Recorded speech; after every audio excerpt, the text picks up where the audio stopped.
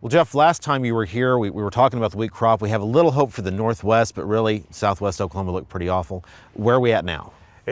Southwest Oklahoma was in pretty bad shape at that time, and it certainly hasn't improved.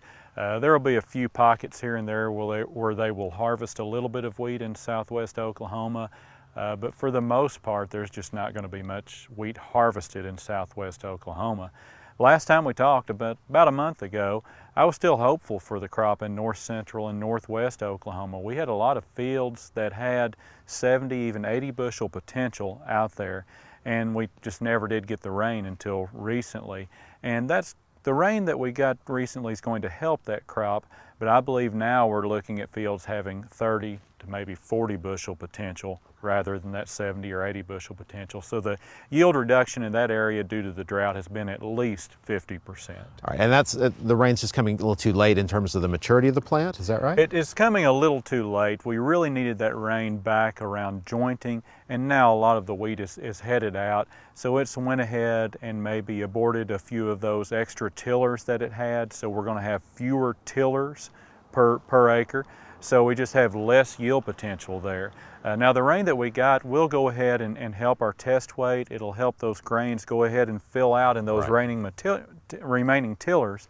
We just don't have enough of them out there. Very good. Now of course this is the kind of year where a farmer's sitting around, now he's zeroed out his crop, he's a little bored, maybe wants to get out and plow up the field, but is that a good idea considering the moisture situation? In my opinion, it's not. You're right.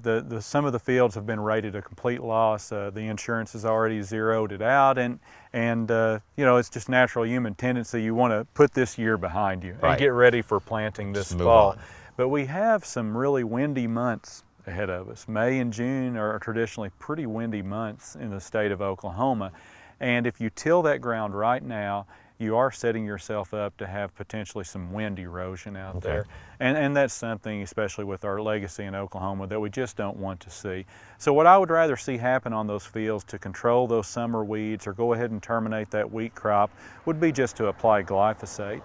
And with the prices that we have now on glyphosate, you can probably do that cheaper than you could till, because diesel prices, of course, are very high right now.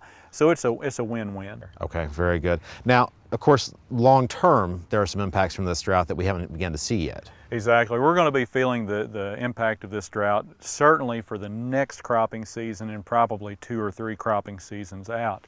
The big thing that we're going to see for our next cropping season, and that'll be the wheat that is planted in the fall of 2011, is seed availability. Okay. That's a real issue because our seedsmen, the people who produce our certified seed, have been affected just like the rest of our farmers in terms of production. So seed supplies are going to be tight. In addition, we have a lot of farmers who have traditionally saved their own seed on their farm. Maybe they had a crop failure, and in that circumstance, they're going to be out on the market purchasing seed as well. So we're going to have increased demand and lower supply. Never a good situation. Not a good situation. So farmers who have traditionally saved their own seed, maybe they've got some fields out there that will make 10 or 15 bushels to the acre, and they were thinking maybe they wouldn't harvest those. If you're in a situation though where you save your own seed, you may need to go ahead and harvest some of those fields with lower production. Right. The test weight on those fields is probably going to be fairly low. So in terms of clean out on that seed, it's going to be fairly high. So you'll probably need to save more than you would in a normal year, because we're going to have a lot of small, shrunken seeds that will need to be cleaned out prior to planting. Okay. Now I guess for the last thing, for guys who are looking to go ahead and set up for next year and do that planting and buy their seeds ahead of time, what resources do we have to help them look at maybe a different variety, maybe something a little more adapted to their area? What have we got out there? We have a variety comparison chart online at wheat.okstate.edu. And then our variety trials, we're going to lose a few of them this year because of the drought. Right. But we will be harvesting. I predict we'll have a few trials harvested around the 1st of June.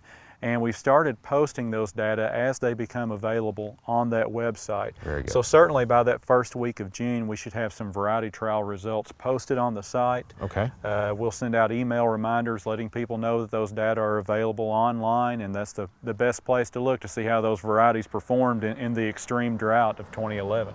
All right, good information as always. And of course, if you'd like more of that information, you can find it at sunup.okstate.edu.